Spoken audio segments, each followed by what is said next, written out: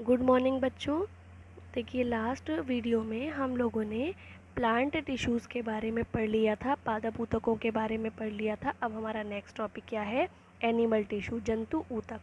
जंतुओं के शरीर में जो ऊतक पाए जाते हैं वो पौधों में पाए जाने वाले ऊतकों से कुछ भिन्न होते हैं।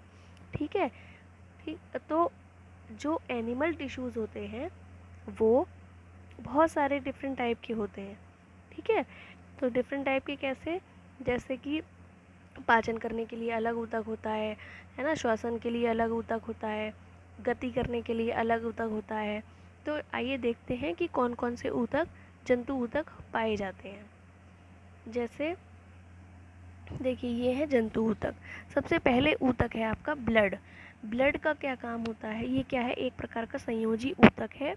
और ब्लड का काम क्या होता है? किसी भी पदार्थ को एक जगह से दूसरी जगह यानी विभिन्न ऊतकों और अंगों को पहुंचाना, ये ब्लड का काम होता है। जैसे हमने कोई भोजन ग्रहण किया तो भोजन में जितने भी आवश्यक तत्व हैं वो किसके माध्यम से जाएंगे?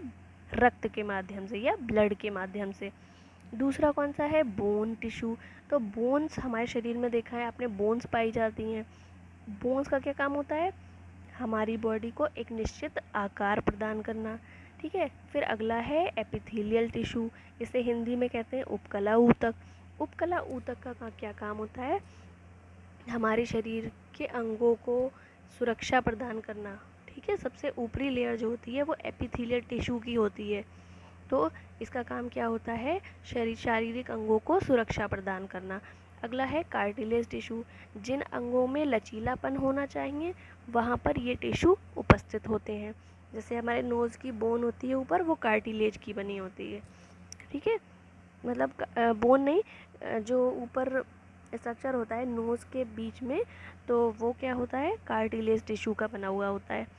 अगला है एडिपोज टिश्यू। तो एडिपोज टिश्यू का काम क्या होता है? यहाँ पर वसा जो होती है वो इकट्ठी होती है इन ऊतकों में। क्यों? क्योंकि वो जिन अंग में ये उपस्थित होती है उसमें क्या होता है? कोई आघात न लगे। ठीक है। उन अंगों को आघात से बचाया जा सके, इसलिए कुछ अंगों में एडिपोज टिश्यू पाए जाते हैं और इन अंगों में वसा एकत्रित होती है। ठीक है। अगला है नर्वस टिश्यू। नर्वस टिश्यू का काम क्या होता है? जैसे मान लीजिए हमारे हाथ पे कोई गर्म चीज़ लग जाए तो हम हाथ हटा लेंगे। तो हमें कैसे पता चला कि हमें हाथ हटाना है? तो ये बताने का काम किसका होता है? नर्वस टिश्यू का। अगला है मसल फाइबर। मसल फाइबर क्या करती है? जैसे हमारे हाथ में, पैर में हमें गति करनी होती है, हम हाथ हिला लेते हैं, पैर को चला लेते हैं, पैरों के सहारे क्या करते हैं? चलते हैं। तो ये जहाँ जहाँ पे गति करनी होती है जिन अंगों को, वहाँ पर ये टिश्यू पाए जाते हैं, मसल टिश्यू। अगला है कनेक्टिव टिश्यू। कनेक्टिव टिश्यू भी पूरी बॉडी में पाए जाते हैं। कनेक्टिव का मतलब जुड़े हुए यानी संयोजी ऊतक, जिसके माध्यम से कोई भी पूरी मतलब एक से दूसरा जुड़ा होना। जैसे कि ब्लड है तो ब्लड भी एक प्रकार का क्या है? संयोजी ऊतक है। ठीक है। ये आपको समझ में आ गया। अब देखिए, सबसे पहले जो ऊतक हम पढ़ेंगे वो कौन सा पढ़ेंगे? Epithelial tissue. हिंदी में इसे कहते हैं उपकला ऊतक। देखिए, अब उपकला ऊतक जो होते हैं वो दो टाइप के होते हैं। कौन कौन से? सरल उपकला ऊतक और उपकला ऊतक को, जो उपकला ऊतक होते हैं वो दो टाइप के होते हैं। कौन कौन से? सरल उपकला ऊतक यानी सिंपल स्क्वामस एपिथेलियम, और दूसरा स्ट्रेटिफाइड स्क्वामस एपिथेलियम। हिंदी में सिंपल स्क्वामस एपिथेलियम को बोलते हैं सरल उपकला ऊतक, और दूसरे स्ट्रेटिफाइड को बोलते हैं स्तरित। स्तर मतलब लेयर्स। स्तर का मतलब क्या होता है? लेयर्स।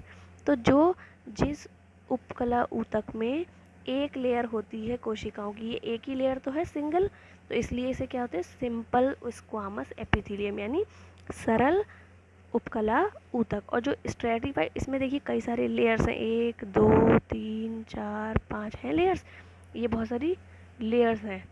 तो इसको बोलते हैं स्ट्रेटिफाइड स्क्वामस एपिथेलियम। स्ट्रेटिफाइड का मतलब स्तरित, मतलब जिसमें बहुत सारे स्तर पाए जाएं, बहुत सारी लेयर्स पाई जाएं। तो वो कहलाते हैं स्ट्रेटिफाइड स्क्वामस एपिथेलियम। ठीक है। अब जो एपिथेलियम ऊतक होते हैं वो कई टाइप के होते हैं। एक तो क्या होते हैं, जैसे मैंने बताया ये स्क्वामस एपिथेलियम, यानी इसे हिंदी में बोलते हैं शल्की एपिथेलियम। ये पहला टाइप है। उपकला, देखो उपकला ऊतक जो होते हैं उसके भी कई टाइप होते हैं। जैसे पहला ये हो गया स्क्वामस एपिथेलियम। अब अगला देखें तो पहले ये देख लीजिए, जैसे ये स्क्वामस एपिथेलियम होता है तो स्क्वामस एपिथेलियम में जो इसका फंक्शन होता है, ये पहली बात तो कहाँ पाए जाते हैं, जहाँ पर पतली लेयर्स, मतलब जहाँ पर गैसों का आदान प्रदान होता है वहाँ पर कौन सी लेयर पाई जाएगी, सिंपल वाली, क्योंकि जहाँ पतली लेयर होती है वहीं पर कोई चीज़ एक दूसरे के पार जा सकती है। क्या होगा, जैसे मान लो किसी गैस का आदान प्रदान होना है तो ये वाली एपिथेलियम पाई जाएगी, सिंपल स्क्वामस एपिथेलियम, सरल उपकला ऊतक। ठीक है। तो ये कहाँ कहाँ पाई जाती है, त्वचा में पाई जाती है, और केशिकाएं होती हैं हमारी बॉडी में, केशिकाएं होती हैं जिसमें रक्त बहता है, जिनसे होकर रक्त पूरे शरीर में जाता है, वहाँ पर ये उपकला ऊतक पाई जाती है। ठीक है। और जो स्ट्रेटिफाइड स्क्वामस एपिथेलियम होती है, स्तरित शल की उपकला, वो कहाँ पे पाई जाती है, जैसे केरेटिन की कोशिकाएं जहाँ पे, जैसे हमारे नाखून, बाल, ठीक है, हमारे हैंड वगैरह के हेयर्स, तो ये यहाँ पर पाई जाती है केरेटिन। और केरेटिन ये वाली कोशिकाएं कैसी होती हैं, मृत होती हैं और ये बाकी पदार्थों के लिए अपारगम्य होती हैं, है ना। जैसे अगर हमारी शरीर पे बहुत सारा पानी पड़ जाए तो बहुत सारा पानी हमारे अंदर भर थोड़ी ना जाता है, वो रोक लेता है ना। तो स्किन में जैसे ये स्ट्रेटिफाइड जो एपिथेलियम होती है वो केरेटिन नामक एक पदार्थ होता है जो कि इसे कैसा बनाता है, जल रोधी, मतलब जल को रोकने वाला। ठीक है। और बाकी पदार्थों के लिए ये कैसी होती है, अपारगम्य होती है, मतलब उनको बाकी पदार्थों को ये आने जाने नहीं देती है। समझ में आ गया। और ये इसकी संरचना, ये बीच में जो है ये केंद्रक है और बाकी ये कोशिका है चारों तरफ। ठीक है। अब देखिए अगली है जो शल की उपकला हो गई। पहली उपकला का पहला टाइप हो गया शल की उपकला। दूसरा होता है क्यूबॉइडल एपिथेलियम। क्यूबॉइडल एपिथेलियम, घनाकार उपकला, हिंदी में कहते हैं घनाकार उपकला। आपको जब मैं नोट्स दूंगी तो उसमें सब लिखा है। ठीक है, हिंदी में भी इंग्लिश में भी। घनाकार उपकला, घन क्या होता है, जिसमें लंबाई चौड़ाई ऊंचाई सब होती है, वो घन होता है ना। तो ये देखिए ये भी दो टाइप की होती है, एक सिंपल क्यूबॉइडल सरल घनाकार उपकला और स्ट्रेटिफाइड क्यूबॉइडल उपकला। दोनों में वही चीज़ जो पहले आपने पढ़ी थी वही यहाँ पर है। सिंपल वाले में एक लेयर पाई जाएगी और स्ट्रेटिफाइड में कई सारी लेयर्स पाई जाएंगी। तो ये होती है क्यूबॉइडल उपकला। ये कहाँ पर पाई जाती है, जैसे लार ग्रंथियों में पाई जाएगी, वृक्क नलिका में पाई जाएगी, है ना। वृक्क नलिका क्या करती है, उत्सर्जन का काम करती है। थायराइड ग्रंथि में पाई जाएगी, जो हमारे शरीर में अंतःस्रावी ग्रंथि होती है थायराइड ग्रंथि, उसमें पाई जाएगी। और इसका काम क्या होता है, सुरक्षा देना, अवशोषण में सहायता करना।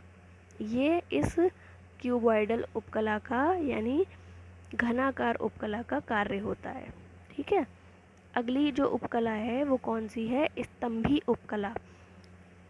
क्या कहते हैं इसे इंग्लिश में, क्यूबॉइडल एपिथेलियम, यानी स्तंभी उपकला। स्तंभी उपकला क्या होता है, स्तंभ, नाम से समझ में आ रहा है स्तंभ। तो स्तंभ का मतलब क्या होता है, पिलर, मतलब ऐसे करके खंबा, पिलर लाइक स्ट्रक्चर होता है, पिलर्स।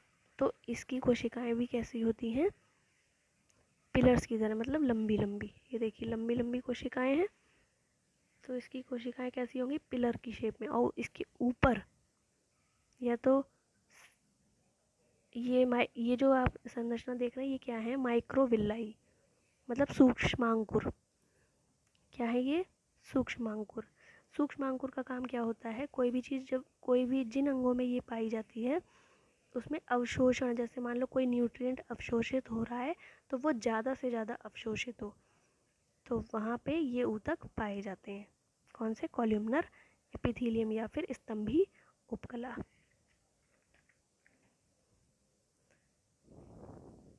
इसके बाद आती है सीलिएटेड एपिथीलियम यानी पक्षमाभी उपकला। सीलिया का मतलब होता है जहाँ पे ये जो आपको स्ट्रक्चर दिख रहे हैं ये छोटे छोटे, ये क्या है, सीलिया, पक्षमाभ।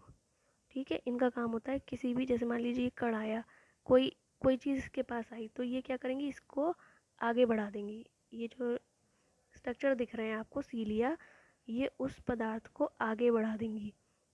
ठीक है, तो ये होती है सीलिएटेड एपिथीलियम या फिर पक्षमाभी उपकला। अगला है ग्लैंडुलर एपिथीलियम। ग्लैंडुलर एपिथीलियम, ग्रंथिल उपकला। ये क्या करेंगी, ये ऐसी कोशिकाएं होती हैं जिनसे कोई पदार्थ सिक्रीट होता है, कोई पदार्थ निकलता है। ठीक है, जैसे श्लेष्म, हमारी बॉडी में कई जगह पर श्लेष्म स्रावित होता है। श्लेष्म का मतलब क्या होता है, श्लेष्म जिन अंगों या ऊतकों में स्रावित होता है उनका काम होता है वहाँ पर उस जगह पे नमी को बनाए रखना, चिकनापन बनाए रखना।